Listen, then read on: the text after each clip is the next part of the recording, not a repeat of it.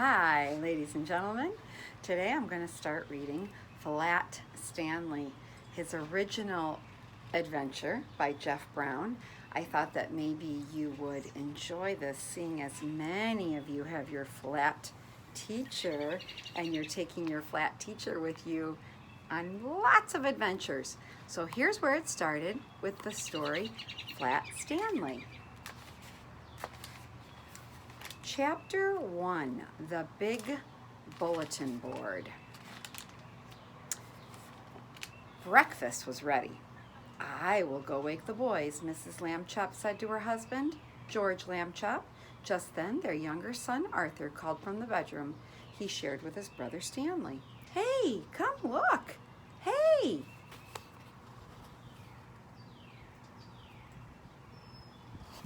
Mr. and Mrs. Lambchop were both very much in favor of politeness and careful speech.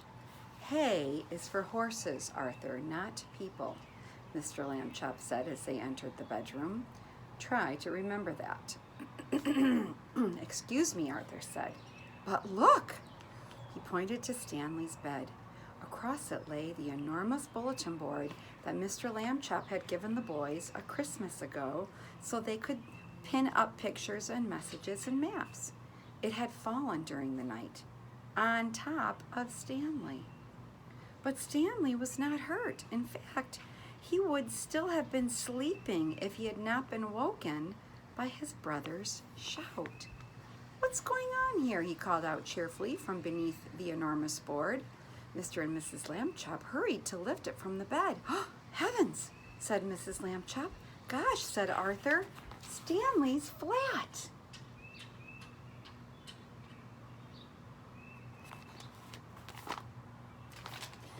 As a pancake, said Mr. Lambchop. Darndest thing I've ever seen. Let's all have breakfast, Mrs. Lambchop said. Then Stanley and I will go see Dr. Dan and hear what he has to say. In his office, Dr. Dan examined Stanley all over. How do you feel? He asked. Does it hurt very much? It felt sort of tickly for a while after I got up, Stanley Lambchop said, but I feel fine now. Well, that's mostly how it is with these cases, said Dr. Dan.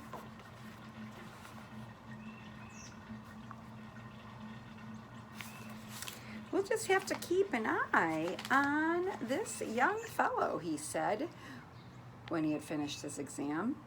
Sometimes we doctors, despite all our years of training and experience, can only marvel at how little we really know.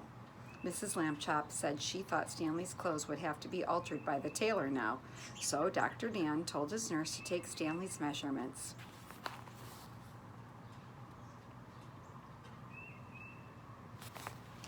Mrs. Lambchop wrote them down. Stanley was 4 feet tall, about a foot wide, and about a half an inch thick.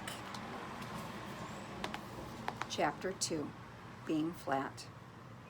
When Stanley got used to being flat, he enjoyed it. He could go in and out of rooms, even when the door was closed, just by lying down and sliding through the crack at the bottom. Mr. and Mrs. Lambchop said it was silly, but they were quite proud of him.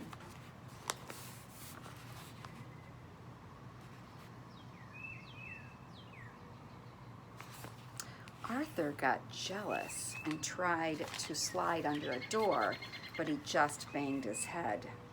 Being flat could also be helpful, Stanley found. He was taking a walk with Mrs. Lambchop one afternoon when her favorite ring fell from her finger. The ring rolled across the sidewalk and down between the bars of a grating that covered a deep, dark shaft. Mrs. Lambchop began to cry. I have an idea, Stanley said. He took the laces off of his shoes and an extra pair out of his pocket and tied them all together to make one long lace. Then he tied one end to the back of his belt and he gave the other end to his mother. Lower me, he said, and I will look for the ring.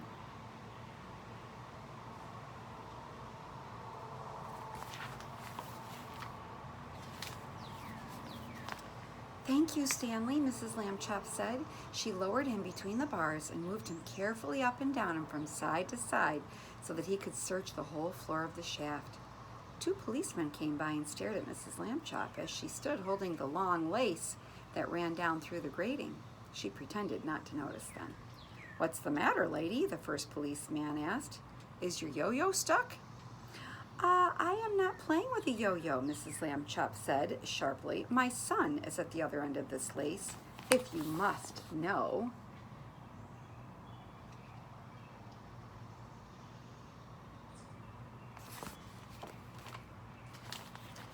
"Get the net, Harry," said the second policeman.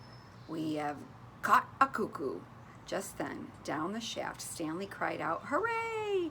Mrs. Lambchop pulled him up and saw that he had the ring. "Good for you, Stanley," she said. Then she turned angrily to the policeman.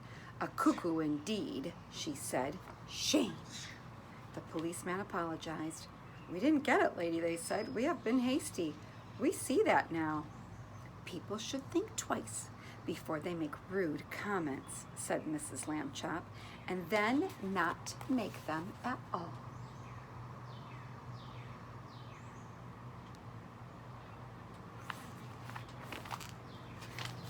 The policeman realized that was a good rule, and they said that they would try to remember it. One day, Stanley got a letter from his friend Thomas Anthony Jeffrey, whose family had moved recently to California. A school vacation was about to begin, and Stanley was invited to spend it with the Jeffreys. "Oh boy," said Stanley, "I would love to go."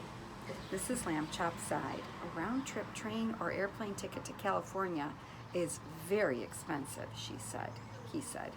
"I will have to think of some cheaper way." When Mr. Lambchop came home from the office that evening, he brought with him an enormous brown paper envelope.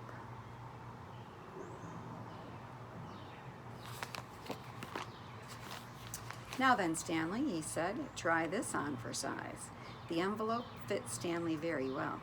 There was even room left over, Mrs. Lambchop discovered, for an egg salad sandwich made with thin bread and a toothbrush case filled with milk.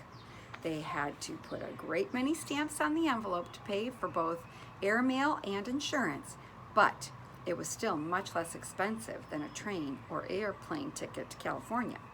The next day, Mr. and Mrs. Lambchop slid Stanley into his envelope along with his egg salad sandwich and the toothbrush case full of milk and mailed him from the box on the corner.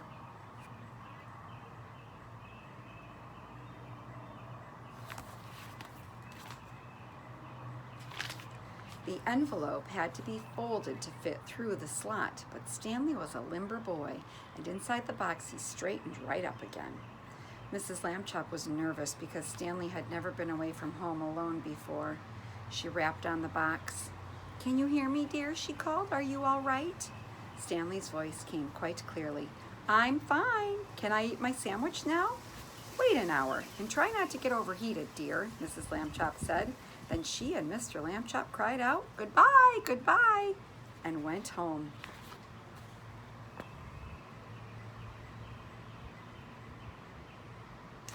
Stanley had a fine time in California. When the visit was over, the Jeffreys returned him in a beautiful white envelope that they made themselves. It had red and blue markings to show that it was airmail, and Thomas Jeffrey had lettered it "valuable" and "fragile" and "this end up" on both sides. Back home, Stanley told his family that he had been handled so carefully he never felt a single bump.